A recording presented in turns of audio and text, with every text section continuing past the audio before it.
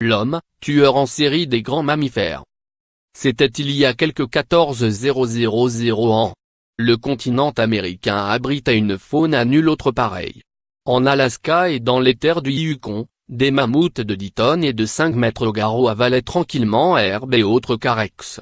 Un peu plus au sud s'étendaient les terres de l'impressionnant rhinocéros laineux, 2 mètres au garrot pour 3 tonnes, et, jusqu'aux tropiques, celle du terrible tigre à dents de sabre, 450 kg, 3,5 mètres de long.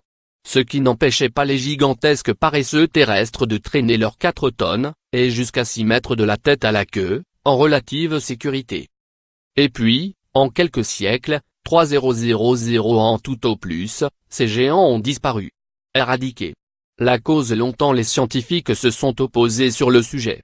Une météorite, comme lors de la disparition des dinosaures, il y a 66 millions d'années un changement brutal du climat ou encore l'homme, chasseur habile et sans scrupules. Dans un article publié dans la revue Science, vendredi 20 avril, une équipe américaine vient appuyer cette dernière hypothèse.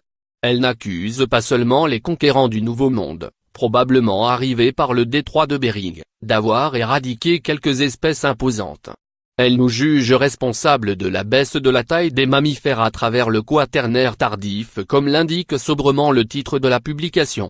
En d'autres termes, nous serions coupables de la disparition générale des plus grands mammifères sur les 5 continents, et cela depuis au moins 125 ans. Les indices en ce sens étaient déjà graves et concordants. En 2007, la Britannique Caitlin Buck, Université de Sheffield, et le Français Édouard Barr, Centre européen de recherche et d'enseignement des géosciences de l'environnement, Collège de France, avaient profité des dernières techniques de datation au carbone 14 et de méthodes d'analyse statistique plus rigoureuses.